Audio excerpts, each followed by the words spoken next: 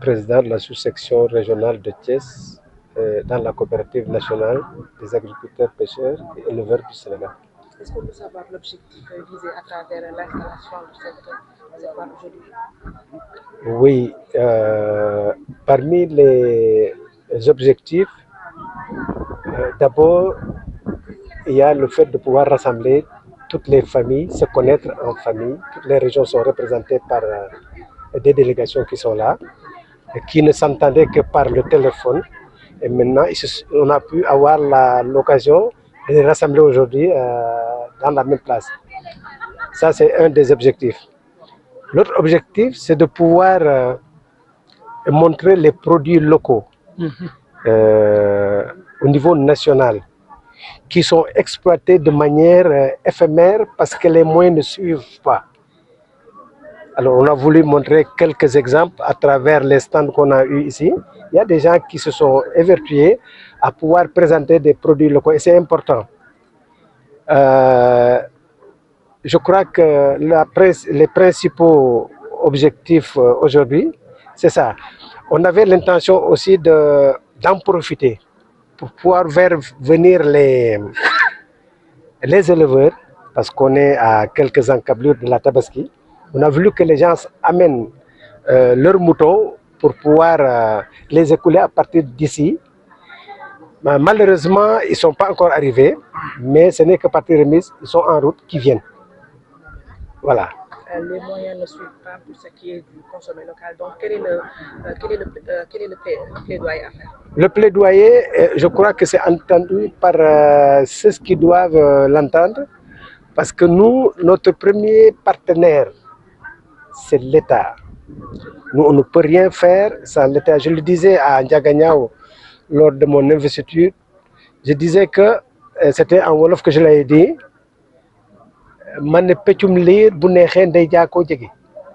Alors nous, on ne peut pas aller sans l'État. On veut participer au développement local et partant de là, empêcher maintenant aux enfants de se noyer en mer, nos enfants à nous. Et l'État est dans la même longueur d'onde que nous, parce que je sais que l'État a voulu organiser, d'accord, l'État a voulu organiser des coopératives un peu partout. Et nous, avant même que le lancement ne soit fait, nous avons eu l'idée de le faire par l'intermédiaire de notre président national, Marcel, qui a eu à penser qu'on devait s'organiser en coopérative pour pouvoir aller vers l'éradication des enfants qui meurent en mer. Nos enfants, nous. Ça fait mal. On a eu des exemples un peu partout au Sénégal, des enfants qui quittent et qui meurent, qui ne reviennent jamais. Voilà, ça aussi, ça fait partie de nos objectifs. Tout à l'heure, Mac a abordé des problèmes liés au manque d'eau dans cette localité. Wow, ça, c'est une triste réalité. Ici, franchement, il manque d'eau. Il manque d'eau. Ça, je crois que n'eût été l'effort fait par le maire et la commune, on n'aurait même pas pu aller faire nos ablutions ici.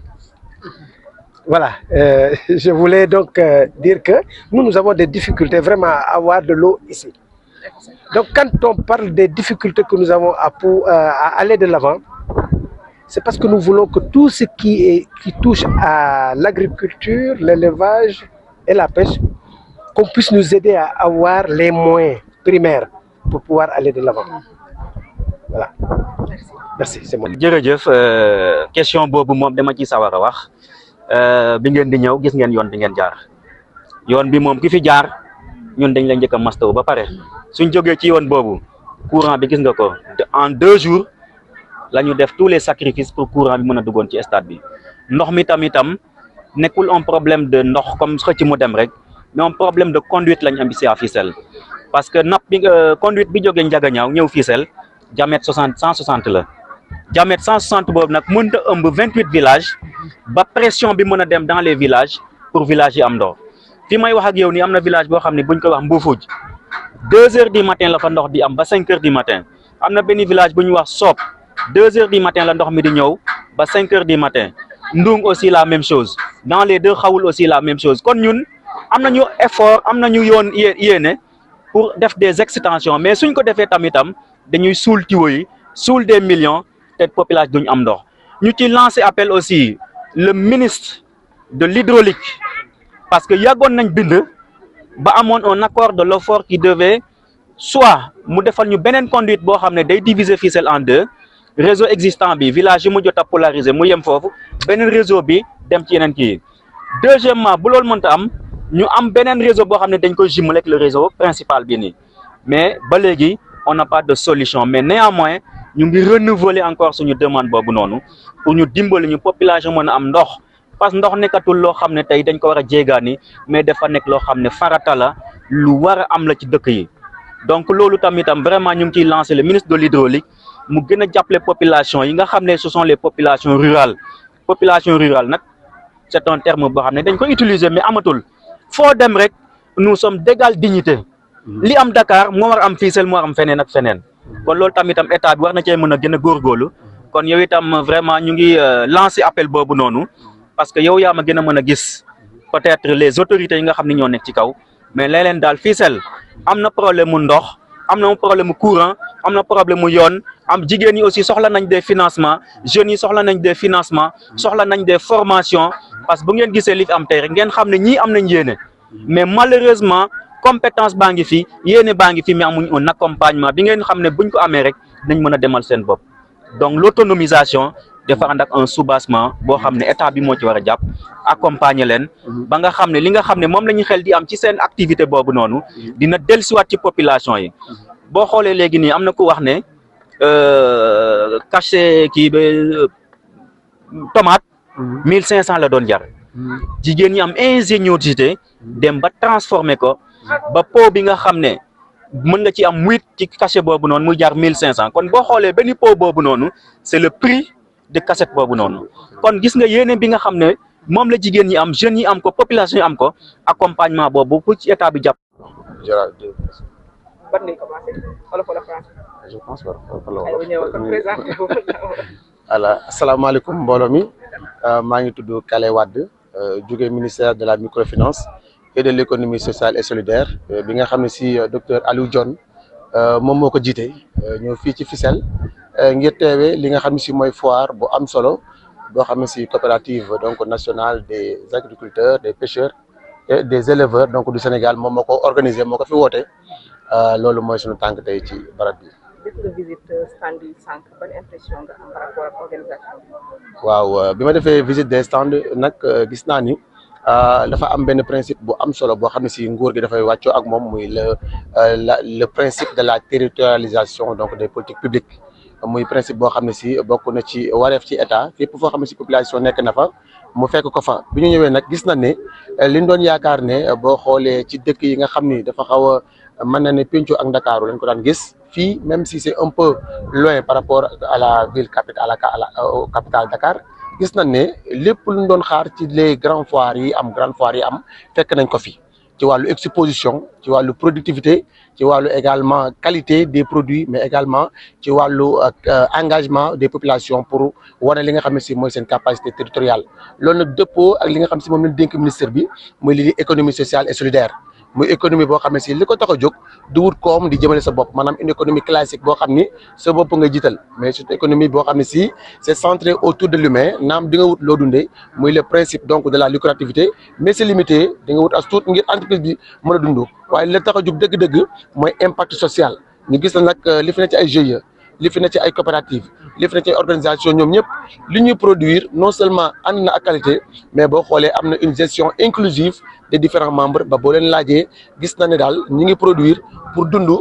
seen dund gën a ñoŋ mais ñi ngi produire également pour mën a parvenir à leurs besoins ci li nga xam ne si mooy les besoins sociaux moo waral nous ne sommes pas déçus wax dëgg yàlla suñu xel dal na également rafet nañ bu baax nous n'avons pas regretté le déplacement jàpp nañ ne lii bokk na ci mandargay population boo xam ne si bëgg naa am autosuffisance bëgg naa également am li ñuy wax l'autonomisation des femmes ñi ngi sentir ne population bu Fissel ak li ko wër def ñu ngi ciy def seen képp lay kattan à travers foire bi ni ñu ko gisee. sànq si lay bëgg wax nañ ne soxla nañ ay financement ak ay formation yéen peut-être loolu ci seen ay compétences ndax jot ngeen ci jël ay dogal. waaw loolu nag bi ma ko déggee li ci ëpp sax laaj bi président mi ngi ni taxaw dañuy koy bëgg di leen ko laaj sax ndax yéen a ngi gis état wala gis leen état naam ci ñoom ñu bëri dañu tontu ñu ne am na ci bëri ci ñoom ñoo xam ne si loxo état eggu ci ñoom ñu xamal leen nag loolu maanaam politique maanaam approche bi ñu am actuellement avec le nouveau gouvernement avec le ministre donc Aliou Dione mooy fépp fu waay nekk fépp fu Sénégal yi nekk ñu fekk la fa li ñëpp bokk ñëpp yam ci moo tax mu daal di indi une approche benn politique boo xam ne si bokkul ak bi nga xam ne si moo fi amoon mu tënk ko ci li ñuy wax stratégie de financement ciblé lan mooy stratégie de financement ciblé dégg nañ sànq ñu wax ko li ci ëpp parfois dañuy former nit bàyyi ko mu tëdd loolu amul njariñ wala ñu financer nit fekk amul formation loolu amul njariñ wala ñu financer ko former ko waaye mayuñu ko ëtt boo xam ne si fara war a mën a jaayee pour écouler ay produits am loolu tamit amul njariñ ngir saafara loolu nag moo tax le premier ministre ànd ci ak sunu ministre de la microfinance et de l'économie sociale et solidaire indi approche bu bees ñu koy wax stratégie de financement ciblé boobu nga xam ne day ñëw daal di def li ñuy wax